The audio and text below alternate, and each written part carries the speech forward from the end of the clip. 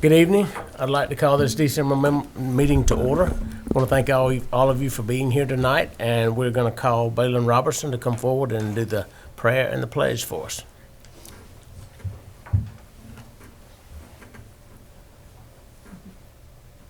That's good right there. You did.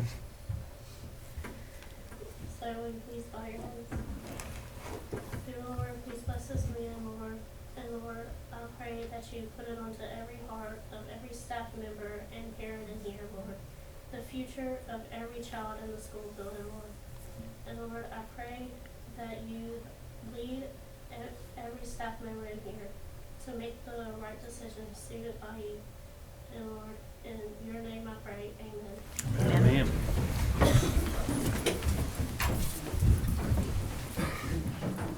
I pledge allegiance to the flag of the United States of America and to the republic for which it stands, one nation, under God, indivisible, with liberty and justice for all.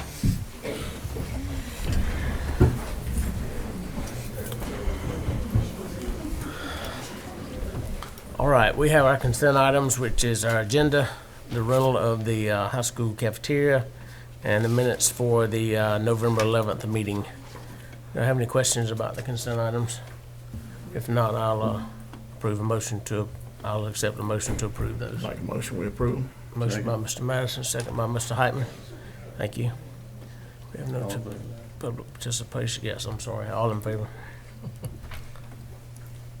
The next thing is East Georgia Workforce Alliance, the Skills Challenge. At this time, we'll call Mr. Holden up, but I think our kids from Lincoln County every single year show up and show out at this competition. Ms. Aycock would have wanted to be here, but she is at a conference. So, Mr. Holden, we do have a PowerPoint for you, so you can go from that, and then you can talk about the kids so let's after go that. through the PowerPoint and everything.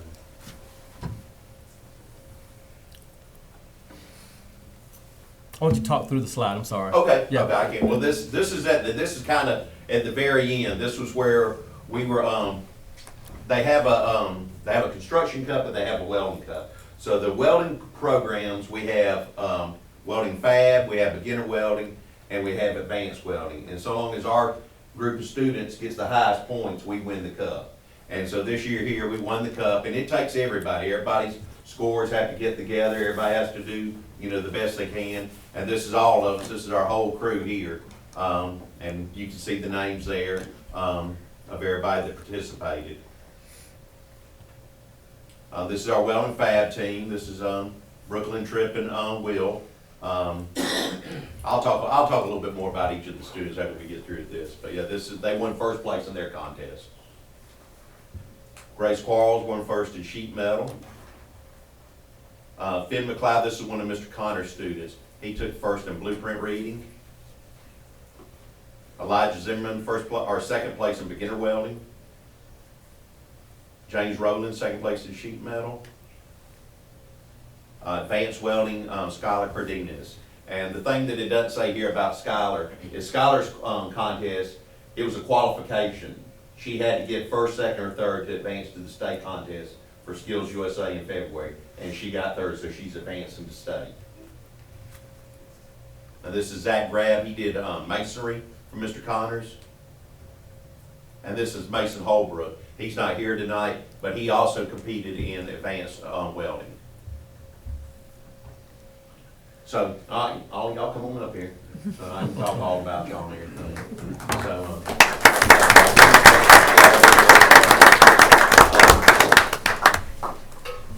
So a lot of these students, they're brand new to the program. I never even had them before. And I'm gonna kind of start with the ones that I've had before, and then just kind of work my way kind of backwards and everything. So, Brooklyn Seagraves, she's been with me for 5 years. She started with me when she was in the 8th grade, and she's competed her freshman year, sophomore year, junior year, and senior year, all 4 years of high school. Trip Parks came in, he was in the same class with Brooklyn in the 8th grade, and this is his second year competing in the welding fab contest. And then Will Price, he's a sophomore, and this is his first year competing. Will is the future of that team. That's why, that's a lot of the reason why I picked him, is because he's got 2 more years. And Brooklyn's the team leader. If any of y'all know Brooklyn, She doesn't mind telling you what to do. And she does a very good job at it. The judges have seen her in the past 3 years do this contest, and they all look for her. And they know, you know, her level and what she expects out of the people that compete with her. She's had different teams. Now, Tripp competed with her 2 years in a row, and Tripp does a great job. I hate to lose both of them, but they all got to grow up and move on eventually. So, but Will's our future. Brooklyn taught him what to do, and we expect him to lead the team next year. Grace Quarles. Grace just got her this year. Never had her before, and probably the only reason she's with me this year is because I had her friend Hannah. And Hannah did a competition last year, and they started talking, and Grace wanted to do something this year. And she came in, she did everything that the beginners do. She did a little bit of welding, excuse me, a little bit of welding, a little bit of sheet metal. And then it wasn't long after I saw her do the sheet metal, I was like, you think you might want to compete in this? Do you like doing it? And she did, and she has really taken off. And it wasn't a qualifying contest, but she is going to compete for us at the state contest in the sheet metal contest. James Rowland. James is a 9th grader. You know, he's starting off brand new. He also did the sheet metal contest. So there were, what, 7 people in y'all's contest in the sheet metal contest? Maybe about 5. 5? You sure? Okay. 7 sounds better though. But he got second, so he finished right behind Grace. Skylar Cardenas, she's our welder. She's one of our welders. We were able to put 2 students in the advanced welding contest. Now the thing about Skylar's a senior. She started welding in September, and she got 3rd right behind 2 students from another school that have both been welding multiple years. Any of y'all that know anything about welding, she had to learn from September to November, had to learn how to stick weld, she had to learn how to MIG weld, she had to learn how to cut with the torch, she had to learn how to read blueprints, and she had to TIG weld. So every one of these students stayed after school. They put in multiple hours of class time, after school time, to get to where they got to. And then Elijah Zimmerman, he did our beginner welding contest. He's a 9th grader, and so he should be in the advanced welding contest next year. And stepping up, he's got some other things to learn and everything. But all of these students did great. They're all phenomenal students. You know, I wouldn't have picked them if I didn't think that they had a good attitude and wanted to come in here and work hard, and every single one of them does. I couldn't be more prouder than of any of them. They've all done great, and I'm very proud of them, and I'm glad to have them. And y'all parents, I mean, they wouldn't be here if it wasn't for y'all. Y'all are the driving force behind them. I had a student years ago that sat there and told me about, was telling me about they were proud of what I taught them and all this, and then they started talking about the the work ethics and said I taught them work ethics. No, I enforce work ethics, but y'all as parents, y'all are the ones that teach them the work ethics. Y'all are the ones that let them know that you got to be on time, you got to come to school every day, you got to put forth your best effort. And if it wasn't for y'all, they wouldn't be here either. So thank y'all for allowing me to teach them, and like I said, I'm very proud of all of them.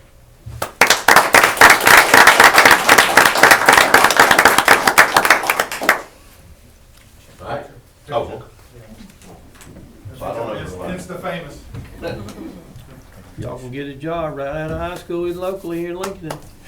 Come see me. And he's telling you the truth now. Do you still work there? I know who to talk to. Good job. Great job. Thank y'all.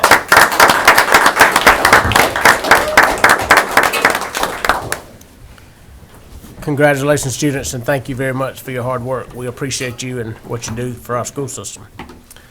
We are going to move on to CTAE and financials. You are more than welcome to stay, but you are more than welcome to leave at this time. That's totally up to you.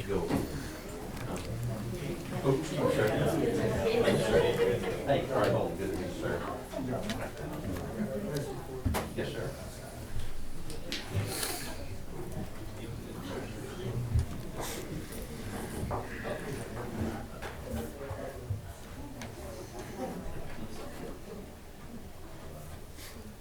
I'll do very well, thank you. Well, I was hoping some of them can help me out with my presentation, but now that they have all exited, I guess I'll be on my own. I am presenting tonight on behalf of Ms. Michelle Acock. Unfortunately, she's not able to be with us. She's at the Work-Based Learning State Executive Board, which is a big position, so she couldn't miss it. But she definitely wanted to be here for the kids, but also to present to you just a little FYI information about a new initiative that's called CTAE Plus, and we're very excited about it. But to give you a little bit of background, we'll talk to you about graduation requirements. For the state of Georgia, and of course here in Lincoln, because we follow the state of Georgia's policy, you have to have a certain amount of math credits. You have to have 4. And you have to have 3 that every single student that graduates, they have to have algebra, they have to have geometry, and then they have to have advanced algebra, which for us was called Algebra 2, basically. And then there's that 4th unit that they can have. Here in Lincoln, we offer college readiness, we offer advanced financial algebra, pre-calculus, and that could be AP or non-AP, calculus, same thing, AP or non, and then of course our dual enrollment classes. CTAE Plus comes in because it is now an option for us. Students who take the 3 classes in a specific CTAE pathway are given, or they are conferred, an additional math credit, which can serve as their 4th math credit, which is basically why it's called CTAE Plus. And the pathways are agricultural mechanics, welding, and sheet metal, which, I mean, Mr. Heitman, I guess you can help us with the math part of that. But we are very excited that the state of Georgia is basically recognizing that in this sector, the practical hands-on application really are embedded with geometry, algebra, precision as far as measurement. I know they were talking about blueprint reading, so I'm sure there's a lot more that I was hoping they could help with on that. But there's a lot of math in it, and so they recognize that it's equivalent to a traditional high school class. So we're excited about that. Within each one of these pathways, there are 3 classes that you have to take. Okay, and I have the classes listed out here. That's again for our ag mechanics, sheet metal, and then welding. And basically, once the student takes the final course in that pathway, they have a numerical grade in that class. What we will do, we'll give them a pass or fail grade for it if they want to earn the credit. This will not figure into GPA or into HOPE, but it will give them the credit of math, which can count as their 4th requirement. There are some limitations to it, and the limitations are that it's not recognized by a 4-year university school. So if a student wants to go to a university system, they're not going to need to take this class, or they're going to need to take an additional 4th math. It'll be recognized. But tech schools definitely will recognize it. The benefits are that it's going to free up a spot in their schedule so they can take an additional work-based learning. And I've talked to you before, and I know Ms. Acock has as well, about the benefits of work-based learning. You know, one thing that Mr. Holden was talking about was just like those soft skills that our parents embed, but also in work-based learning, you learn that from your employer, so they're going to learn a lot of those soft skills. They're going to get to test drive it and make sure it's the right field for them. And then, of course, they're going to network and get a job, hopefully, with whoever works at H&H, I think. So hopefully that'll work out for them. Yeah. So what we are proposing, or what we will be doing, is we are going to have 10 students this year that have completed all 3 courses in one of those pathways. So we've got 4 juniors who've gone through the ag mechanics. We've got 2 that have gone through sheet metal, and then 4 that have gone through welding. So they will be able to get that 4th math, which is going to benefit them because they'll go into work-based learning. So we're excited.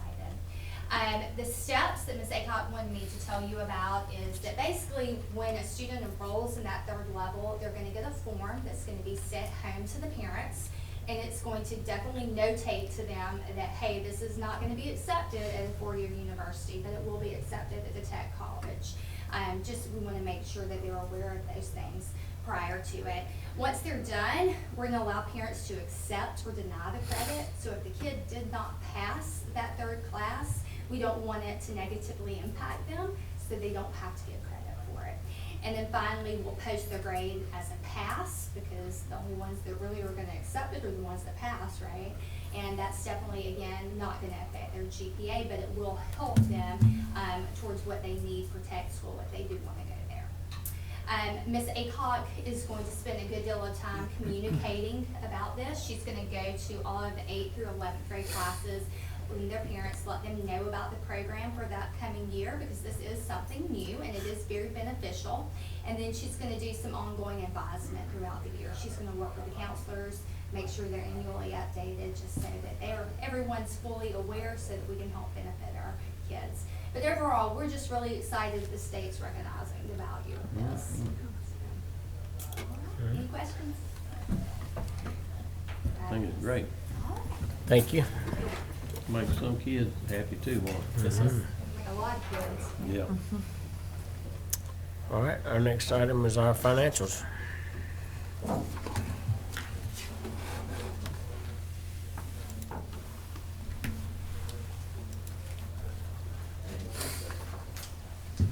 Good evening. Tonight's financials are October. Not a lot of change in here, but there are a few things we will go over. First and foremost, the major difference between prior year and current year ad valorem taxes was the $69,000 we got from 2024. So that's the big jump there.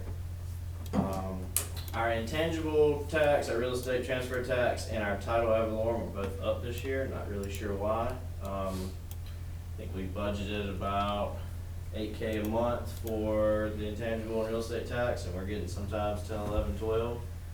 And ad valorem tax, we budgeted about $50K a month, and we've gotten upwards of 70. So, not sure what the increase is, other than a lot of property changing hands and a lot of new vehicles in the community. Not much in the local, it's interest and small things, some rent, just standard stuff. QBE is still, I think it's up about $80K per month, what it was in the prior year. So we are glad for that, but most of that is going towards health insurance, sadly. Our state grants, you see the big jump here. A lot of that is security. So at this time last year, they were just kind of implementing the security process, but now they have fully, fully funding it. We get it monthly automatically. So there is a little bit of the jump there. Our Medicaid is down compared to the prior year. Most of that is annual, they call it an annual cost settlement. We have not received it yet, but we had some discrepancies in our numbers and theirs, and I just submitted it again today, so we should get that. I don't know if they'll get it before Christmas or maybe first of the year, but we'll get that soon. And this line is our flow control. You see last year at this time, we only got about 8,700 in flow control. It's an annual payment, and not sure how they calculate it, but this year it basically doubled. We got almost 16,000. Impact aid we did receive in November, just before Thanksgiving. It was the usual 245,000 and some change or so. And they have opened up FY 27's impact aid already, so as far as I know, they're going to continue the program back there. That transfer, that 47.5, that was a transfer out of school food service. So we have most of our school nutrition from the state comes into the general fund, but we have a separate account that collects any extra meals or any teacher meals or parent meals, any cash that they collect at schools. It just kind of builds up in the account. We always transfer it to the general fund when we need it for payroll during this time, so that's what that is. All in all, revenues are up about 600K from prior year, but a lot of that is in our ad valorem and in our QBE increase. Did you say we got from the county that 70,000 or whatever it was they owed? Yes, They had they paid. owed us Okay. December of '24. We collected it in July or August, I think. So that's the major difference at the top, the 165 minus the 58. So it is included. So I got a question. So I don't know how this drawdown works, but that's reflected through October the 31st, right? At the state grants, Well, so this is 33% of the fiscal year and it ends October 31st. So under the QBE, it says we're current on there, right? Correct. So do we draw down every month? The QBE or the QBE is sent to us directly. The drawdowns, yes, we do. Okay. We do draw down every month, but that is just local drawdown. So that's CTAE, that's security.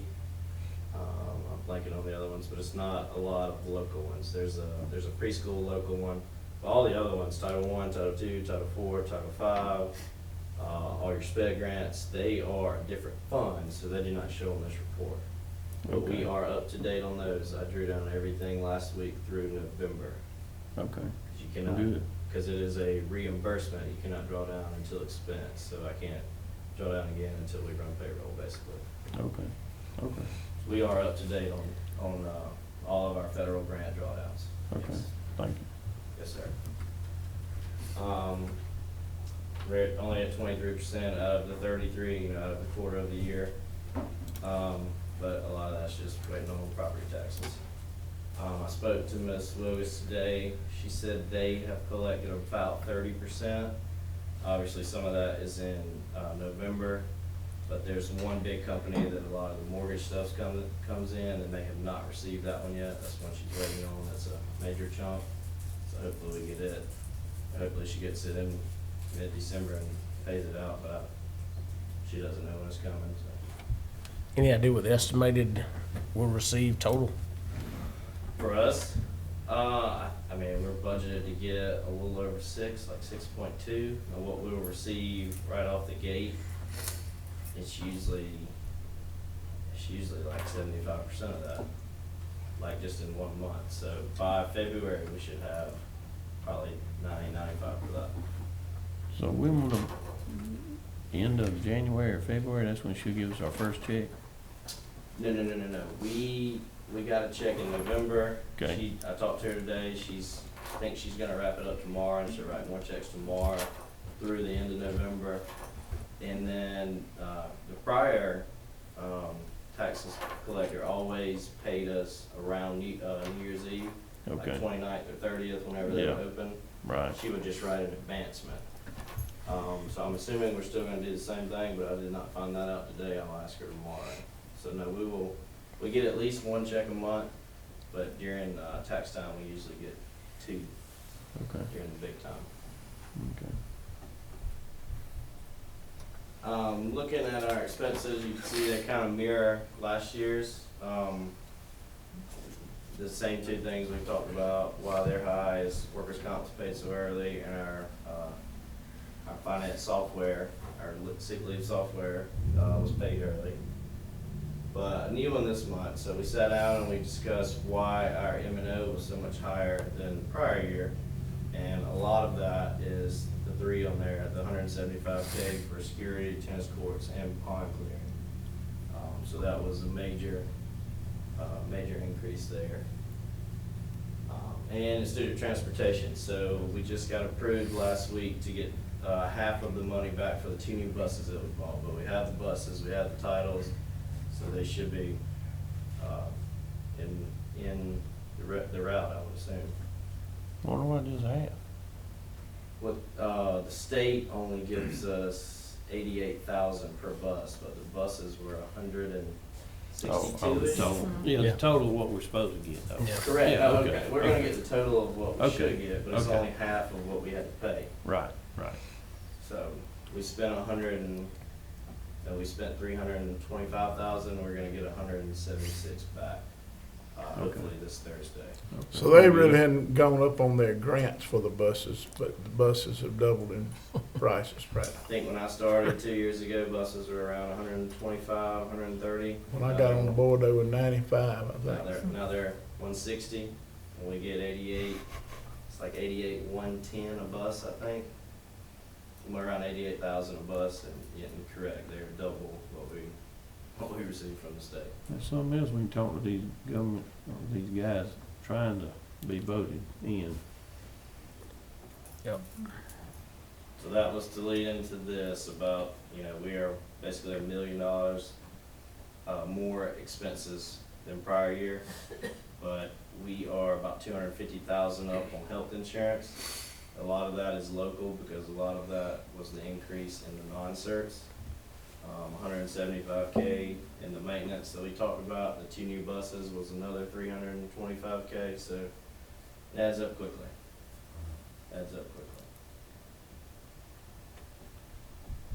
Still pretty much on budget, which is a good thing. So we did budget for all of this, but it looks like a lot more from the outside looking in. Cash, we're about the same spot as we are last year. That reason being is all the expenses I just listed. We paid out over 400K in October on basically 5 items. Not much else here, but I did want to include that we still have 2 million in CDs. So we used up a CD of $500,000 at F&M, and then another one, I think it was like 265,000. So we used right around 800K in CDs in September and October. Did not have to use any in November, and we still have 2 million as of now, hopefully going into the new year. The deficit we just talked about, it's 400K worse than it was last year. But a lot of that was when we bought the buses. I don't think last year we received the buses until January, February. We've already received them and paid for them. So that is a majority of that difference. Capital projects, nothing has changed. Remember that land was just $10,000 in earnest money and the $4,500 for the survey. Other than that, it is sitting here. I have not transferred the 50K yet. It is really just a bulk transfer, so I can do that whenever you guys would like, but it's kind of up to your preference. Our CEP, I talked to Ms. Singleton this morning. She says that we're in year 2 of 4, so my understanding of that is we're guaranteed 2 more years in this program, barring a significant change at the federal level. But she thinks our percentage of students is going to sway. Right now we're in like 83, 84% of low wealth. She thinks it's going to come back in the 70s. So our reimbursement rate could change, but I still don't see us losing money in this program. So it may get us closer back to net or Break maybe even 10K point. over, but I don't see us losing 40K a month in a 5 to 10% change. Our SPOS, we had mentioned before, it took the last really 3 months, it has kind of took a nosedive. That seems to be a recurring theme throughout our CSRA with the other counties we have looked at. I really don't know much to say about that other than it could be an economic turn, it could just be people waiting on Christmas. People had a big summer and are waiting to spend on Christmas. But it's still, our 6-month and 1-year averages are still basically the same. That reflects the month of October though, right? That's November SPOS, but it reflects the month of Correct, it's October. October SPOS collected in November. Yeah. So the next SPOS we receive in December should include all your Black Friday sales, which Right. there's no longer a Black Friday, it's a month of Black Friday. Yeah. So looking at our SPOS, it is still less than where we were a year ago, but that's because of the 300K that come out in interest payments in October and September. So not much there. And this will show you this 61,000 in bond taxes that we received in November. So we received a chunk payment out of property taxes, and that's part of it. I think we got close to $500,000 total. So it is starting to come in, but we have $500,000, a little, what is that, 560K more in bond than we did last year. And that's because we've been making payments out of the SPOS. So total 2.2 million in SPOS. Last year we had 1.7, close to 1.8. All of our payments through the calendar year 2026 gone, are included or paid for basically, but we can account for them. And then we have over a third of the March 31st of 2027 payment. I do think though, once, we get through this ad valorem season, all the taxes, that we need to reach back out to Raymond James and see what they can do. Hopefully rates come down at the end of the month, and it may be a good time to Pay off some of the bonds. pay off some and maybe renew some of the other ones or so. Other than that, that's all I've got. Do I have any questions? All right, thank you, sir. All right, our next item is our policies for review. Mr. Chairman, the three policies you see before you, there are no revisions or necessary changes to either of those policies. I can entertain any questions about any of those policies. No questions about those policies. We'll move on to superintendent's report. All right. I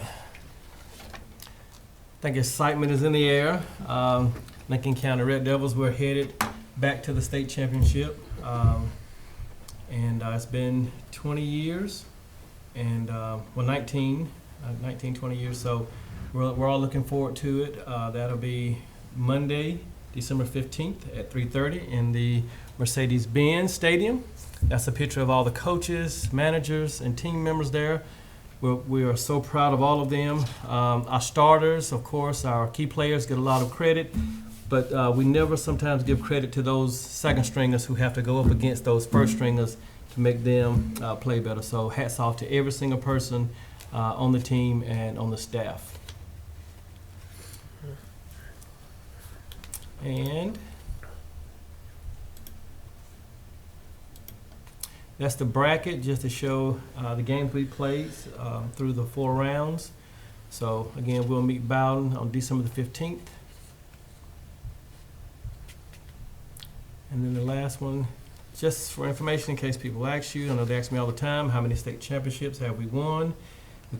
We're ready to add another one, but we have 14 state titles since 1960. So we're as a community, we're very fortunate to have the community support and to have the athletes and the coaches and great administrators to help us through this season. So congratulations, Lincoln County football team, Red Devils. Absolutely. All right, and then the last thing on the item for superintendent reports is the upcoming holiday events. So if you're available, these are the events at the school over the next couple of weeks.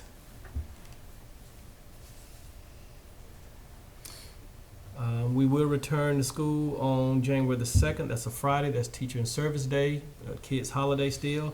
And the kids will return Monday, January the 5th.